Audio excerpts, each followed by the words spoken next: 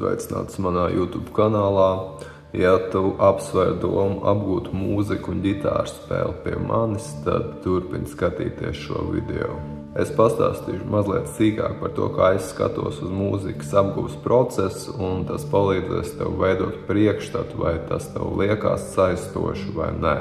Un, ja tu jūti, ka tu ar šīm lietām rezonē, tad tavs nākamais solis būtu uzrakstīt man ziņu sociālajos tīklos. Pats pirmais, par ko mēs šeit parunāsim, ir interese.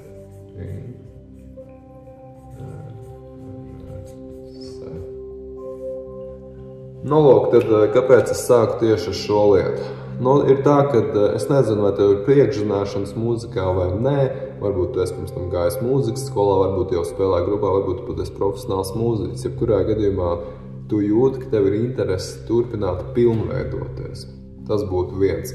Un te ir tāda vēl viena piebilde, kuras vēlētos pateikt, kas ir tāda, ka mūzikas apgūves procesam savā ziņā, lai gan viņš ir ļoti niansēts un pilns ar visādiem noslēpumiem un visādām interesantām lietām, viņam primāri, manuprāt, vajadzētu nevis komplicēt tavu dzīvi un padarīt grūtāku un likt tev justies tā, ka tu daudz ko nesaproti negatīvā ziņā, bet vairāk, teiksim tā, padarīt tavu dzīvi interesantāku. Un, ja tev ir forši cilvēki, kuriem tu komunicē kopā mūzikā, tas ir īstenībā ļoti svarīgs faktors.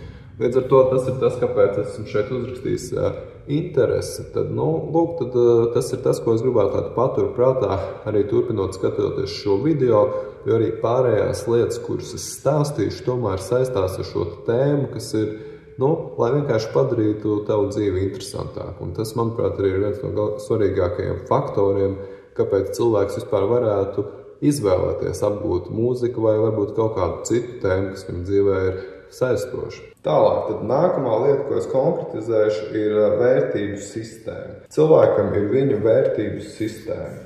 Vērtību sistēma. Un tas, kāda ir cilvēka vērtību sistēma, nosaka to, kādas darbības viņš izdarīs. Darbības. Savukārt tas, kādas darbības viņš izdara, noteiks to, kādus rezultātus viņš iegūs.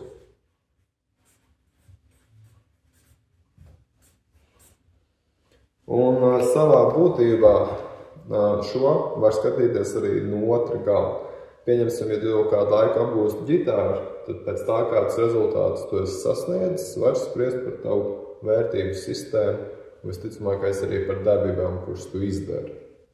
Un šī ir ļoti svarīga lieta, ko saprast, jo, ja tev ir interese apgūt ģitāru, tas ir labi, bet tam ir jābūt saistītam arī ar kaut kādiem pamat elementiem, uz kur tad tu būvēsi to visu savu metaforiski runājot pilsētu vai impēriju.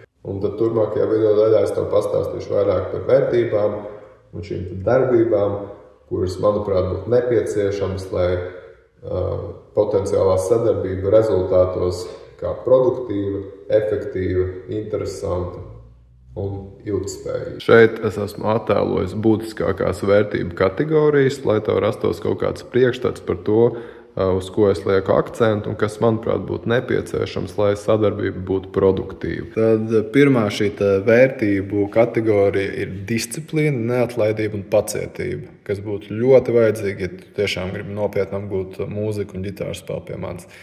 Indikators, kā tu vari zināt, ka tu pie šīm lietām strādā un viņus praktizē, ir tāds, ka tu spēlē ģitāru katru dienu, burtiski katru dienu. Okay? Tālāk. Nākamais ir savas muzikālās gaumes veidošana un spēja atpazīt skaisto. Un savukārt indikators tam ir tas, ka tu klausies augstas informācijas mūziku, kas ir harmoniski un ritmiski bagāta, un ne 4/4 mūzika ar 4 akordiem neietilpst šajā kategorijā. Tad man rekomendācija būtu, ja sevišķi mācekļu pozīcijā, tad tāds superskaists variants būtu viens albums dienā. Ja? Tālāk. Nākamā ir zinātkāra, un tāds konkrēts indikators varētu būt, ka tu vari katru dienu pateikt sev, ka tu esi iemācījies vismaz kaut ko jaunu. Tas var būt kaut kas maziņš, kaut vai viens jauns akords, vai viena jauna gamma, vai viena jauna melodija, vai ja tu mācies kādu nopietnu skaņdaru, varbūt viens jauns motīvs, bet katru dienu tu vari aiziet gulēt, sakot, ka tu esi iemācījies kaut ko jaunu. Nu, un ceturtā šī sonorā domāšana. Un indikators tam būtu šis kas te ir uzrakstīts sing it before you play it. Respektīvi, ka tu mācies kādu melodiju, tu vari viņu nodziedāt, kaut vai bez nosaukumiem. Ja tu, piemēram, nospēlē kādu akordu, tu viņu arī vari nodziedāt šīs notas, kas ir tajā akordā. Pat ja tu vēl nezini nosaukums, tas nekas, bet tu jau sāc veidot, teiksim tā, savu muzikālo priekšstatu un attīstīt savu dzirdi. Un par kvantitatīvo aspektu runājot, kas tad mums te ir? Nu, ir tā, ka, ja tu atnāc uz nodarbību, tev būs iespējams, kur ir, tev parādīs kādu uzdevumu, tu viņu nodarbībā pamēģinās 10 reizes. Pēc tam, ja tu katru dienu spēlēsi vismaz 10 reizes to uzdevumu, pēc nedēļas atnāks, runājot, tev būs kaut kādas 100 reizes. Pie 1000 reizēm konkrētam uzdevumam jau sāksies tas, ka tev viņš sāk skanēt diezgan normāli. Ja? Bet mērķis ir tiekties uz aptuveni 10 000 reizēm. Tas šis ir par x, tas nozīmē tā kā reižu skaits. Un arī ir šis stundu jautājums, kad pirmās 10 stundas, kad tu sāksi apgūt ģitāru spēli pie manis, tu tikai lēnām sāksi izprast vispār šīs lietas dziļāk, varbūt tev radīsies kaut kādi jautājumi un tā. Pie 100 stundām tu jau sāksi, teiksim tā, dziļāk saprast šīs lietas. Pie 1000 reizēm, kas ir, ja tu katru dienu, pieņemsim, spēlē stundu dienā, tas būs pēc aptuveni 3 gadiem. Ja tu spēlē pusstundu, tad kādiem aptuveni 5-6 gadiem. Pie šī jau varētu teikt, ka tu jau sāksi spēlēt, un tā, ka jau pilnīgi citā līmenī, un tu savu domāšanu būs izmainījis. Un tad pēc tam jau tu tiecies uz 10 000 stundām, un tur ir tas foršais mūzikas apgūst procesā, ka tas ir tāds bezgalīgais ceļš, tāpēc ir ļoti svarīgi, lai tev būtu interesanti to darīt. Redzat, es esmu šeit arī uzrakstījis par klausīšanos. Es uzskatu, ka šeit arī kaut kā līdzīgi, ka tu sākumā paklausies kaut kādas 10 stundas, lai mazliet sāktu saprast tos varbūt mūzikas virzienus, kurus pirms tam neizklausījies. Tad pie 100 varbūt tu jau sāc tā kā saprast no tiem visiem, kas tev vairāk patīk un tā.